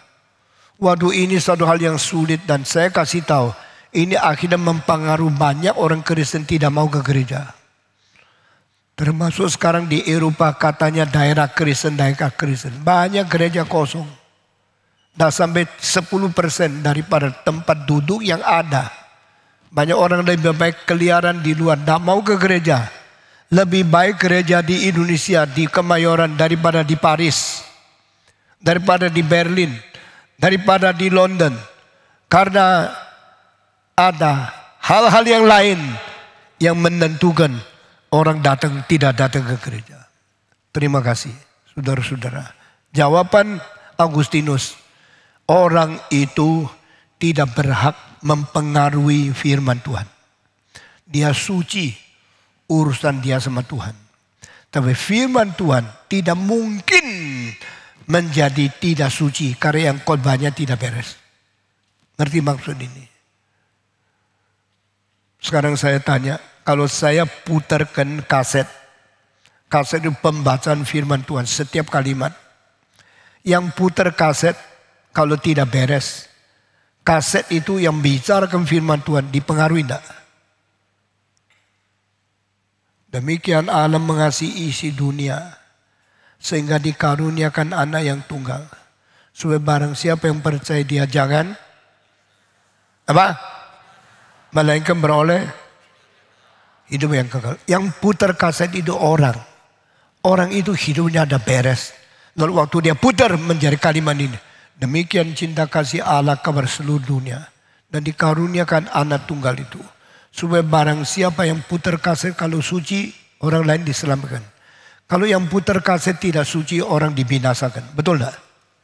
Nah betul kan? Firman Tuhan tetap firman Tuhan. Yang katakan kalimat itu, tata kalimat itu. Tapi yang jalankan itu tidak berhak mempengaruhi. Maka kesulitan paling susah ya ambil keputusan orang seperti ini masih boleh tidak berkhotbah. Masih boleh tidak melayani Tuhan. Masih boleh tidak memimpin perjamuan suci.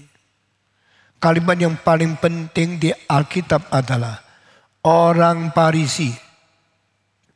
Orang Farisi orang yang tidak jujur kan. Orang pura-pura kan.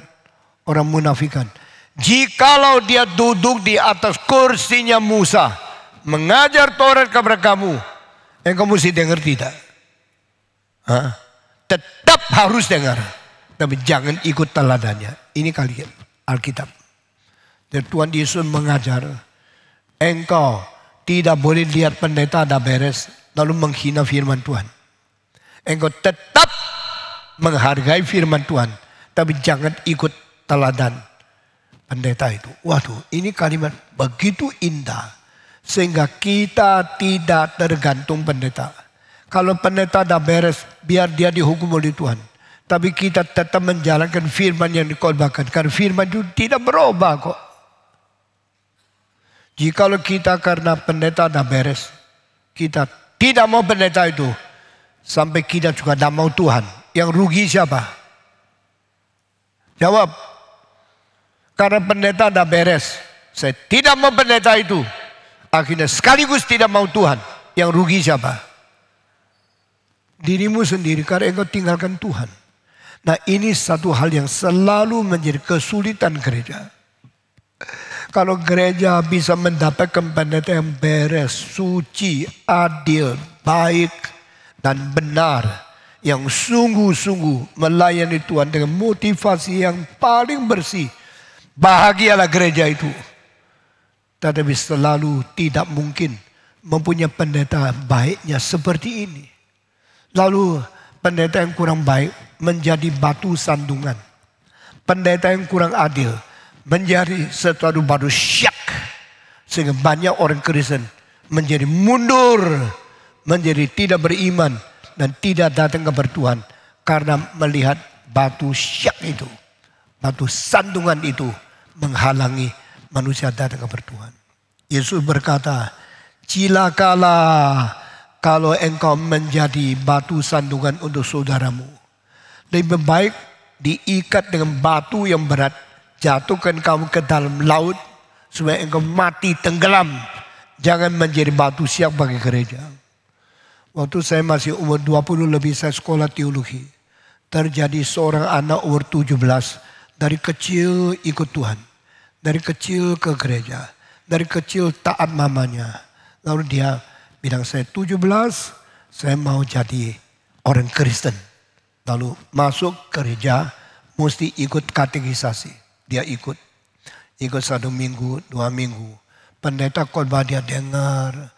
Khotbahnya diperhatikan, dicatat-catat, dijalankan. Sampai satu hari sebelum dibaptiskan. Dibaptiskan hari Minggu. Tapi hari Sabtunya, satu hari sebelum dibaptiskan. Dia di Malang jalan-jalan, di tengah jalan dia berhenti. Melihat sesuatu, dia kaget sekali. Terus dia terus pikir, merungut, lihat. Di mana tempat itu? Di depannya pintu bioskop. Ada box office, banyak orang lagi beli tiket.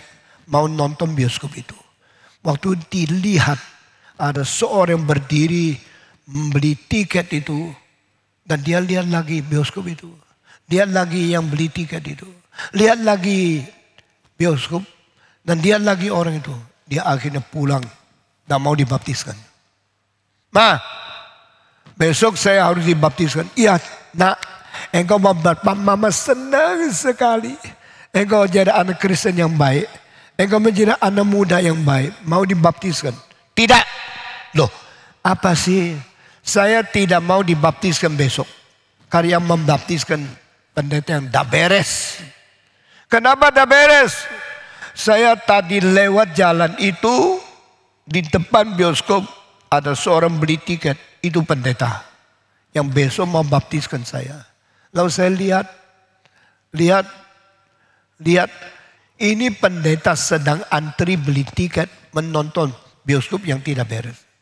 Masakan orang seperti ini tumbang tangan membaptiskan saya. Maka saya menjadi anggota mengikut pendeta seperti ini. Saya tidak mau. Mulai hari ini saya tidak ke gereja. Saudara-saudara, saudara memihak pendeta atau memihak anak ini? Jawab. Jawab dong. Memihak anak yang tidak ke gereja lagi atau memihak pendeta yang ikut melihat akan yang mana?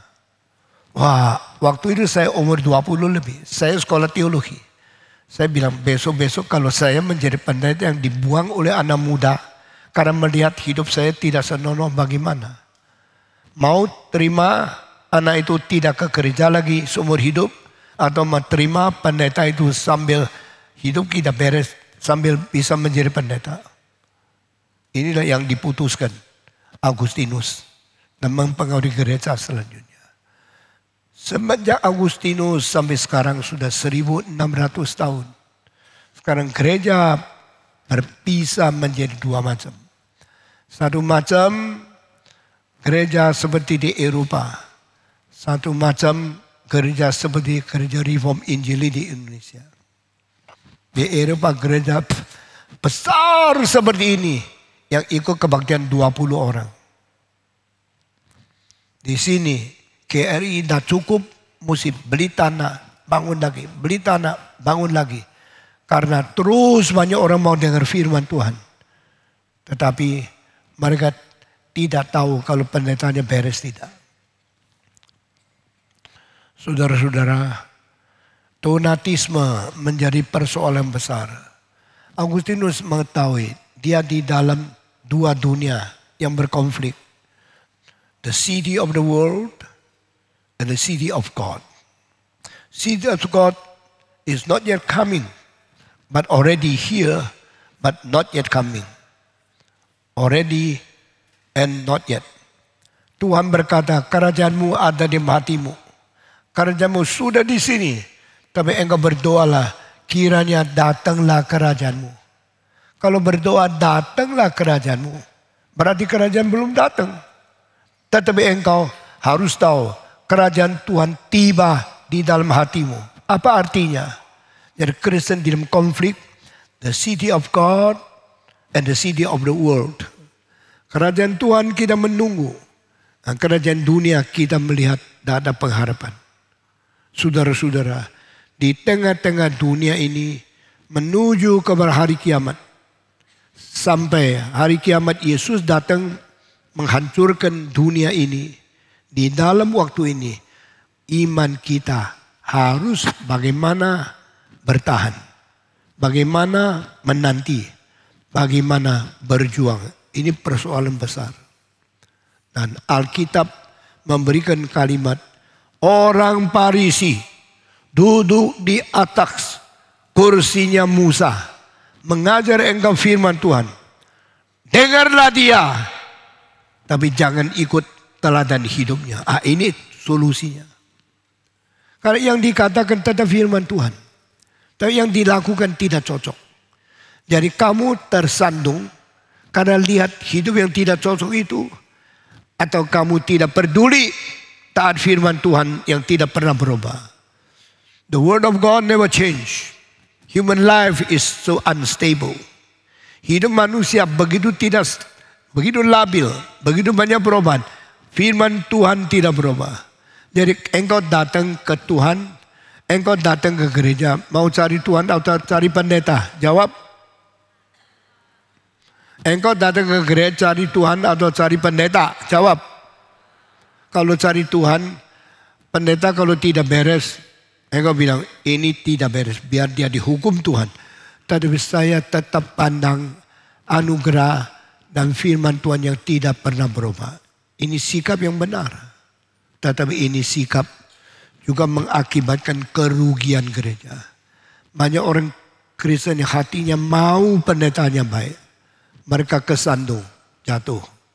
Yang kesandung harus tanggung jawab sendiri. Sandungan harus diikat batu lebar ke dalam laut. Pekerjaan Tuhan tidak boleh berhenti. Jalan terus. Nah saudara-saudara, akhirnya gereja di dunia membagi dua. Semacam gabungkan gereja sama kuasa kerajaan dunia ini menjadi satu. Nah akibatnya banyak orang Kristen tersandung dan meninggalkan Tuhan. Di Eropa banyak orang tidak lagi ke gereja.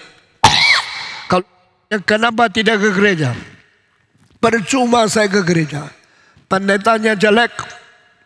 Hamba Tuhannya tidak memadai. Hidupnya tidak sesuai dengan kitab suci. Saya kalau ke situ saya disandung, saya rusak. Lebih baik saya tidak ke gereja. Akhirnya bagaimana? Dia kira itu kebebasan dia. Pilih pendeta. Pilih pendeta salah enggak? Susah dikatakan tidak salah. Susah divonis juga kalau itu salah. Engkau bilang, saya dengar khotbah hari ini, kalau Stephen Tong saya datang. Kalau ganti orang lain saya tidak datang. Itu boleh enggak? Itu berarti engkau menyembah Stephen Tong, menyembah Tuhan. Engkau datang ke gereja, tidak ada hubungan dengan Stephen Tong baik menjalankan kehendak Tuhan atau tidak. Tapi engkau datang ke gereja karena Tuhan setia, Tuhan tidak pernah merubah, Tuhan tidak menjatuhkan engkau, Tuhan tidak pernah membuang engkau.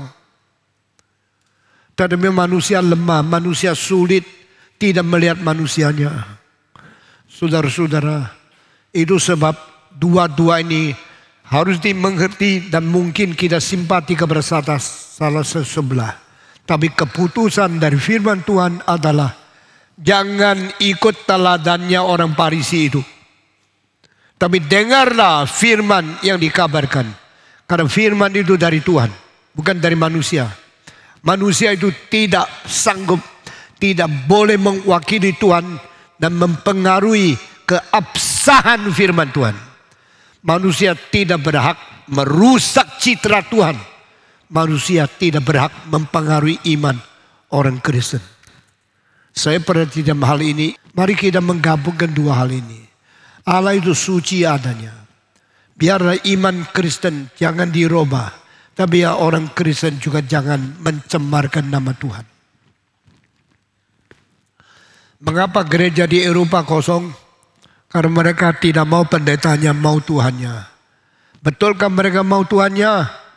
Sementara begitu, tapi akhirnya tidak. Karena setelah mereka keluar dari gereja, tidak mau Tuhannya. Anak-anak mereka ikut dan semua menjadi ateis. 3 generasi, 4 generasi. Sesudah itu gereja kosong. Gereja kalau kosong mengisi tidak gampang. Mereka kalau isi gereja lalu menjadi kosong itu gampang. Pendeta jelek, orang lari. Bangun gereja ratusan miliar. Lalu semua suka ke gereja, hilang. Ratusan miliar menjadi milik siapa? Milik pendeta yang rusak itu. Tetap di situ dia menikmati semua. Nah benar ini. Tapi saudara, kekristenan di dalam kebahayaan seperti ini. Agustinus membela kebenaran Tuhan tidak berubah. Tuhan tidak berubah. Yang berubah manusia. Jangan lihat manusia, lihat Tuhan. Tapi gereja juga dirugikan. Karena banyak manusia tidak mungkin tidak lihat pendetanya. Kalau engkau melihat pendetanya baik, hidupnya suci, hidupnya sesuai kehendak Tuhan, engkau menghormati Tuhan sekaligus menghormati pendeta. Berapa pendeta yang berzina, moles perempuan, anak-anak remaja dipermainkan, anak-anak kecil dikorbankan. Sekarang ada pendeta yang meninggalkan gereja itu pindah ke GRI. Karena melihat GRI lebih beres. Hamba-hamba Tuhan lebih baik. Tapi saudara-saudara, kalau satu hari engkau melihat pendeta GRI sendiri tidak beres, mungkin yang goncang lagi. Nah saudara-saudara, mengapa Eropa banyak gereja kosong? Karena mereka tidak mau bayar uang untuk pendeta yang tidak beres. Apalagi uangnya dibayar ke pemerintah secara paksa.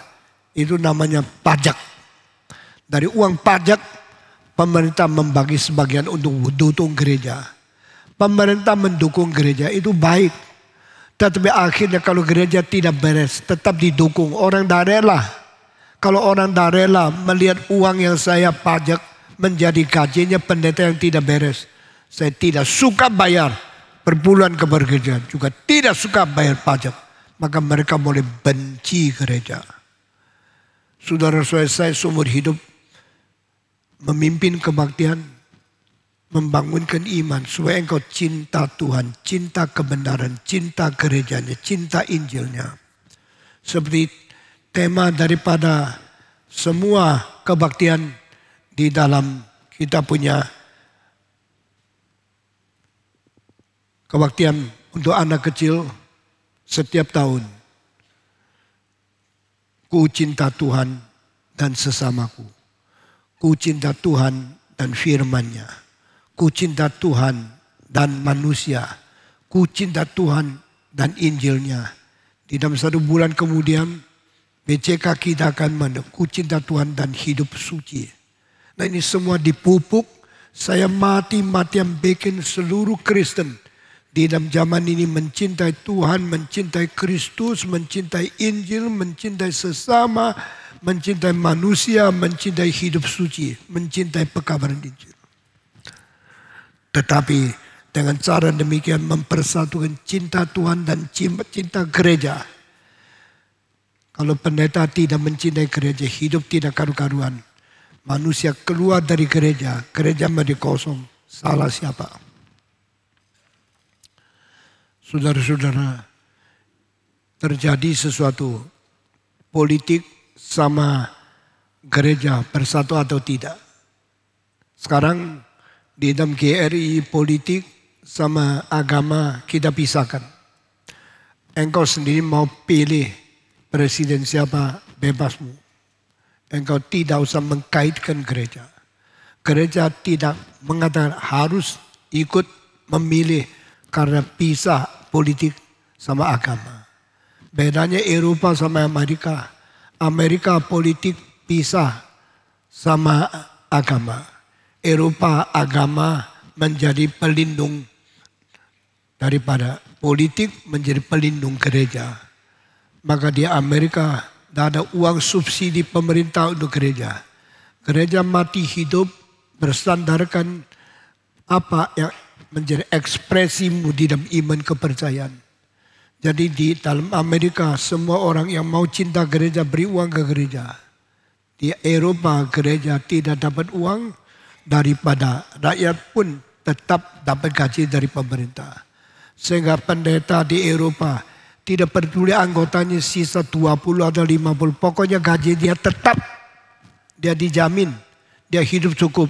Dia tidak melayani, tidak khotbah dengan baik pun dia rasa sudah cukup. Itu bahaya.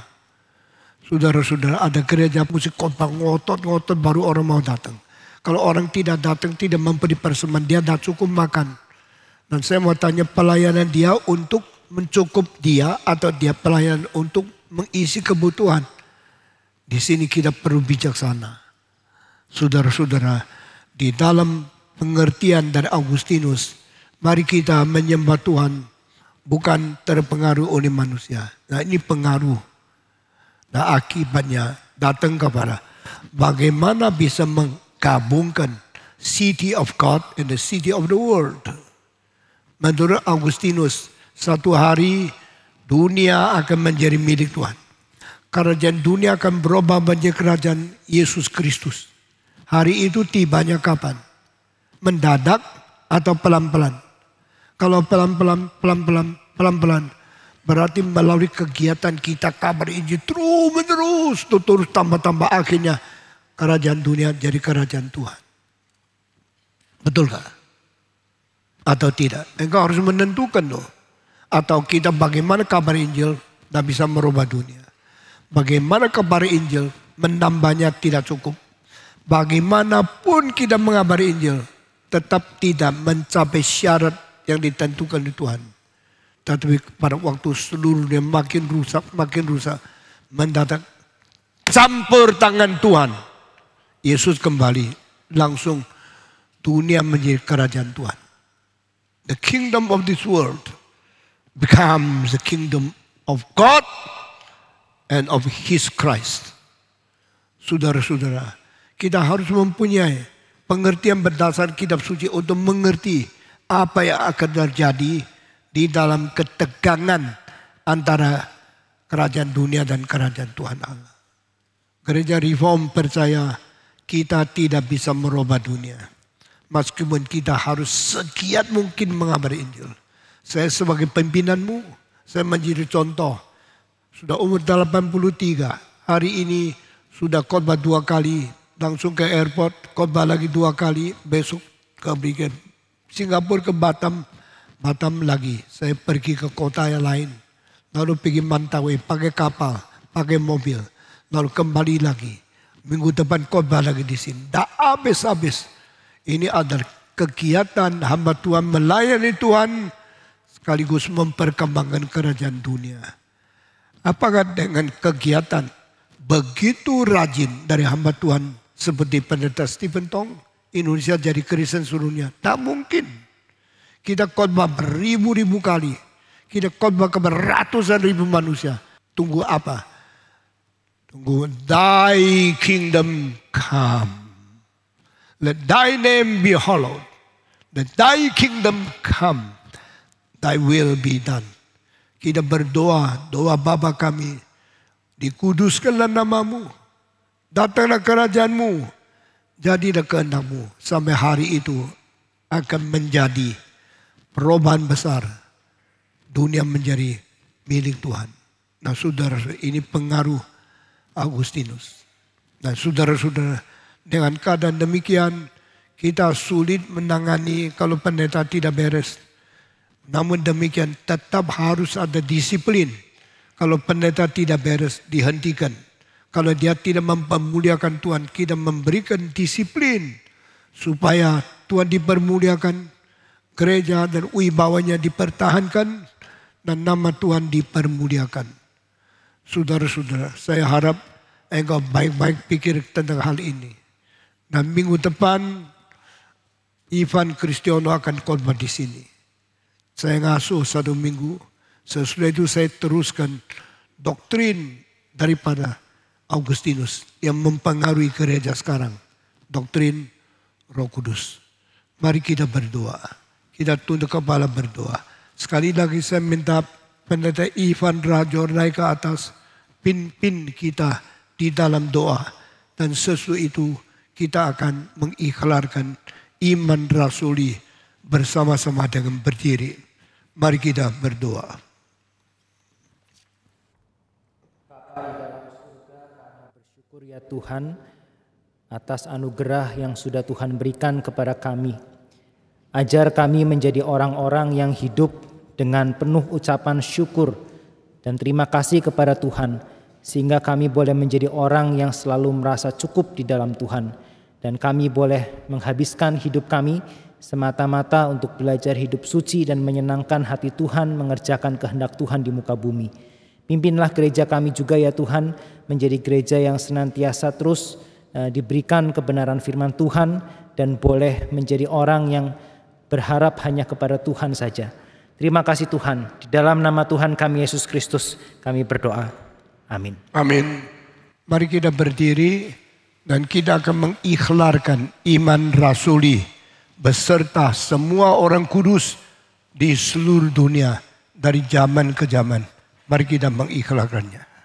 Aku percaya kepada Allah, Bapa yang Maha Kuasa, Khalik langit dan bumi, dan kepada Yesus Kristus anaknya yang tunggal Tuhan kita, yang dikandung dari Roh Kudus, lahir dari anak darah Maria, yang menderita sengsara di bawah pemerintahan Pontius Pilatus, disalibkan, mati dan dikuburkan, turun ke dalam kerajaan maut.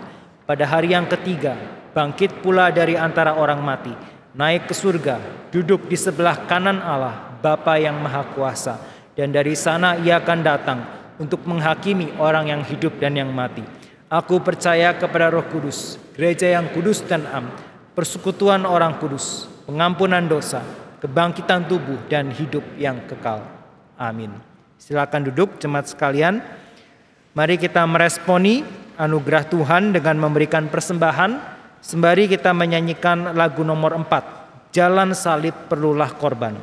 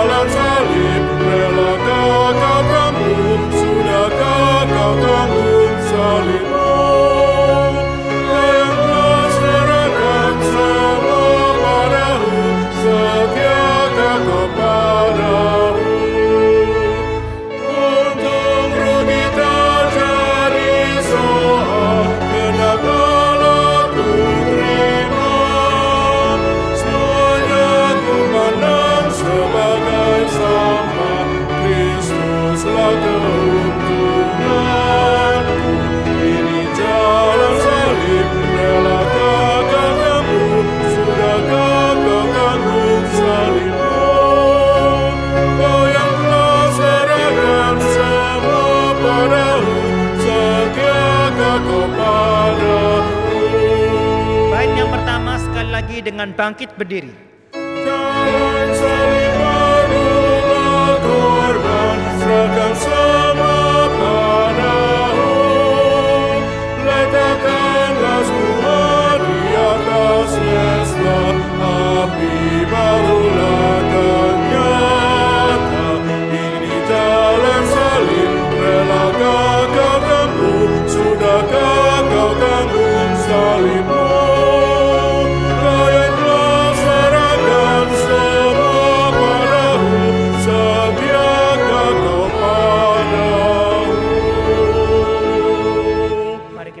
Persembahan.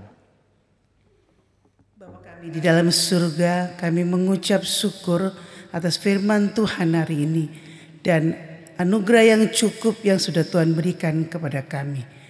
Sebagai ungkapan rasa syukur kami membawa persembahan ini kepada Tuhan.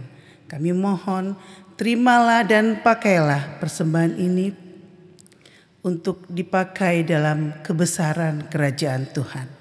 Di dalam nama Tuhan Yesus kami berdoa dan mengucap syukur. Amin. Dengan tetap bangkit berdiri, kita naikkan doksologi.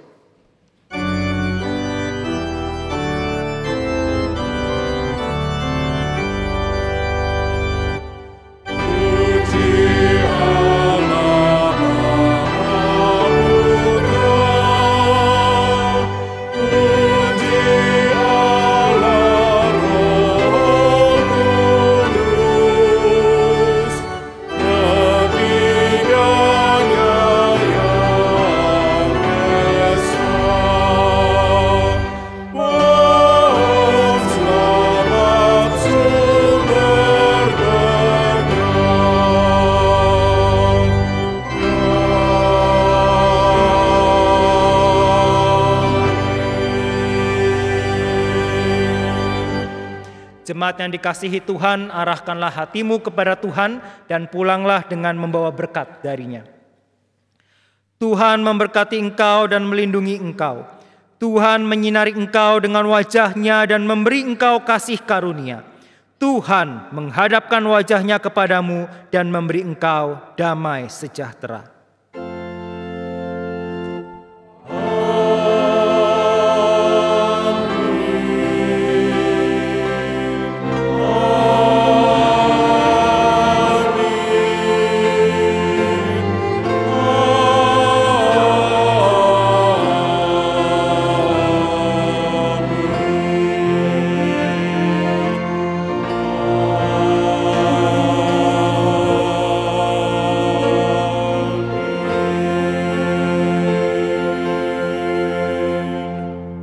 Jemaat dipersilakan duduk.